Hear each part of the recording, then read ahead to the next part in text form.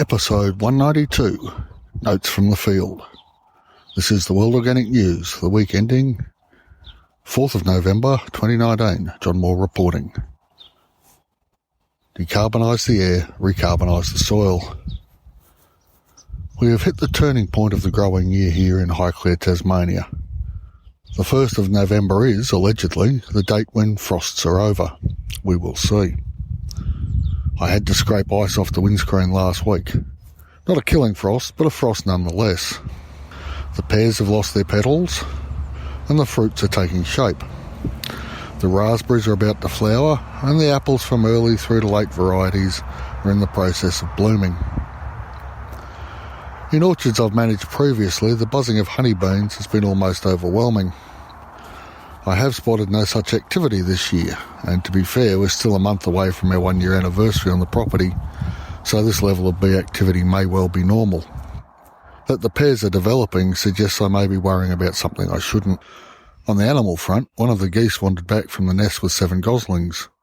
One looked a little undersized and recycled back to nature at some stage Wednesday night. The second goose's sitting was not successful. I found 1 dead gosling and 5 unhatched eggs. So she joined the gander and her sister goose to look after the remaining 6 goslings. There's a short video embedded in the blog post accompanying this podcast, link in the show notes if you'd like to have a look at them. They are delightful. Our neighbours are slowly destocking, and as we already had 2 Wiltshire horn ewes, and they had a yearling ram and a ewe for sale, we now have a tiny flock of 1 ram and 3 ewes. Again, there's a short video on the website showing how these are basically ignoring each other. They'll come together eventually. The plan is to put them into the paddock rotation 3 units ahead of the pigs and 1 ahead of the chooks. This will in theory make better use of the feed, the droppings and the limited space we have.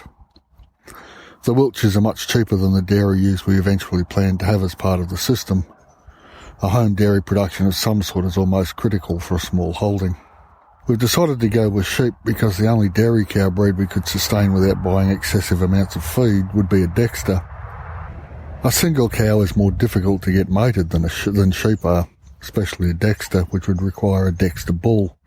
Anything bigger would cause calving issues, possibly. With dairy sheep, any old ram will get the job done. Obviously, we'd have a dairy sheep ram, but if he keeled over unexpectedly, even a merino would get the job done. The dairy plan means buying 3 ewes and a ram in April 2020 after selling off the Wiltshire horns. The 3 ewes would provide 6 litres a day for 7 months out of the year.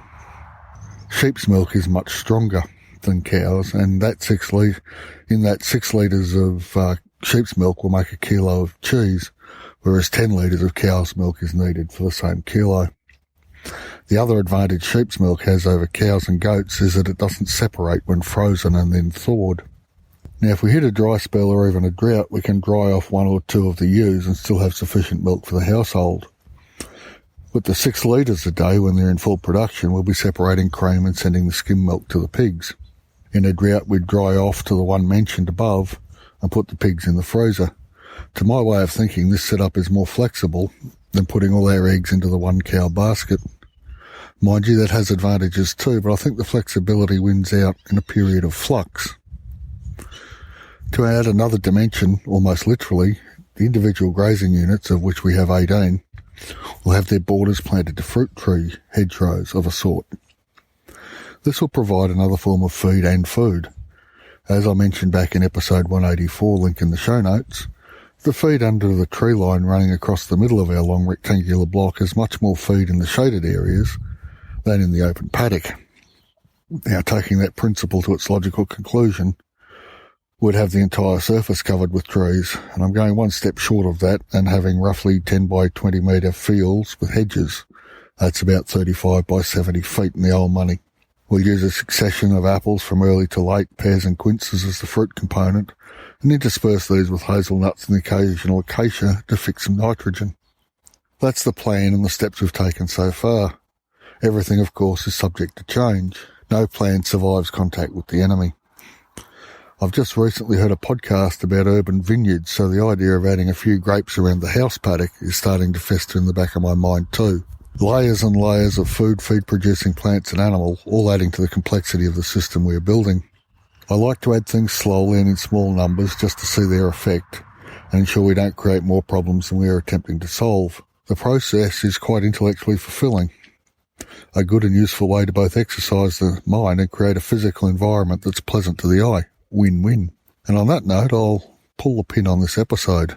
Decarbonise the air, recarbonise the soil. Rich Bowden and I are in the process of writing Regen Earth's second season of podcasts, and I'll let you know when they are roaming free on the interwebs. In the meantime, you might want to listen to our short 3-episode season 1, and subscribe so that you're ready when season 2 drops. Thanks for listening, and I'll be back next week.